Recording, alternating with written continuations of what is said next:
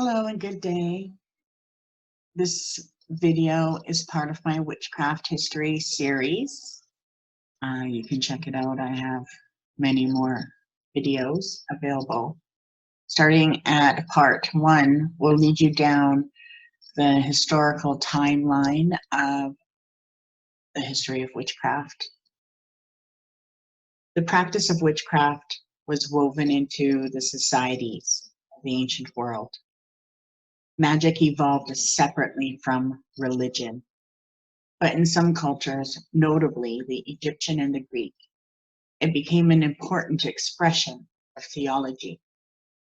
Nor did the ancient world always have the distinction that we see in modern times between the known and the unknowable, between science and belief. For many, in the older cultures, this was an artificial distinction. Nature, humans, the gods, and magic were all connected. They were all part of the same universe.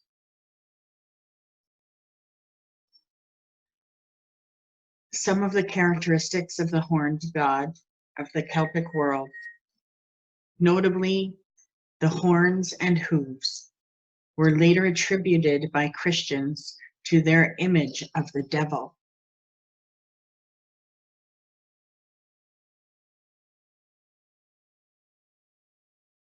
This approach has survived in some Eastern traditions, but largely died out in the West.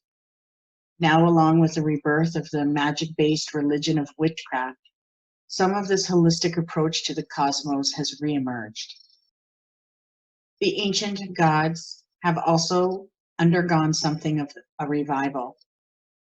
This sometimes bewildering array of deities who inhabited the ancient world was one of the most fascinating parts of those societies.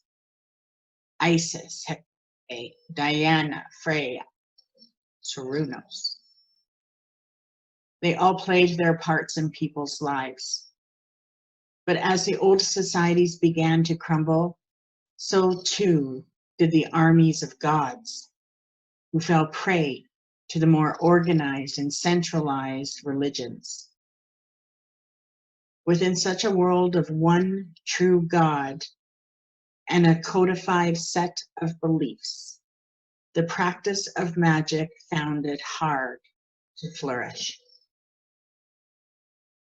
This was largely because of the invention of the devil, a Judeo-Christian borrowing from Mazdaism, and who was vital to the perception of witchcraft in society.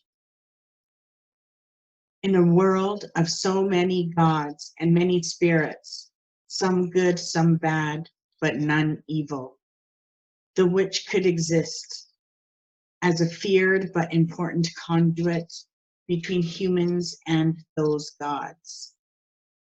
But once the devil arrived as the formal enemy of the one God, this role was no longer possible.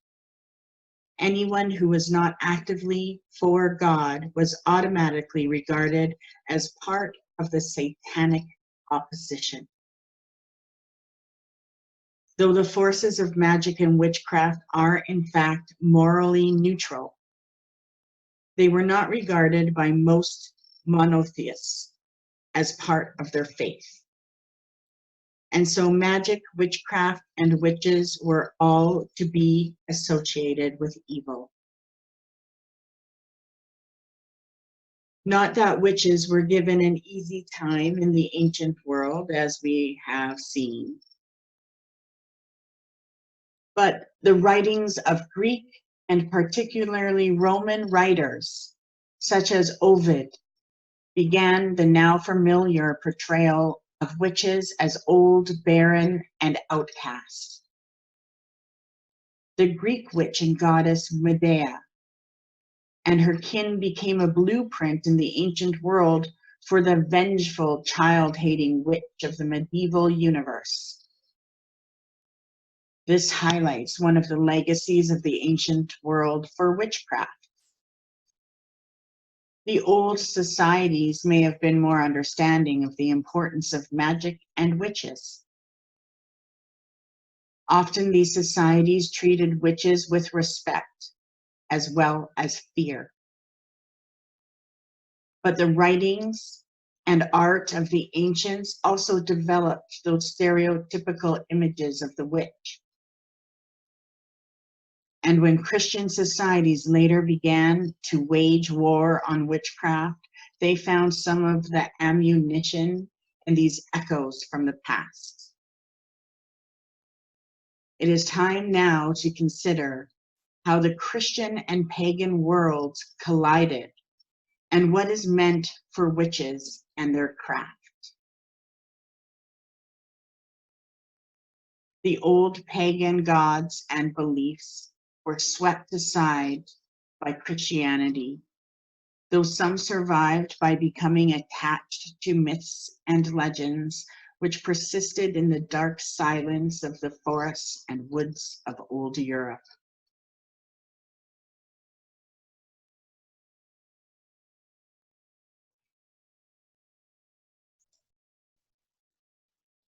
I hope you enjoyed this video, learned something new.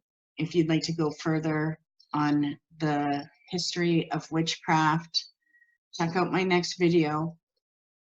Don't forget to subscribe to my channel. I have a lot more videos coming. Thank you for listening. Many blessings to you. Bye-bye.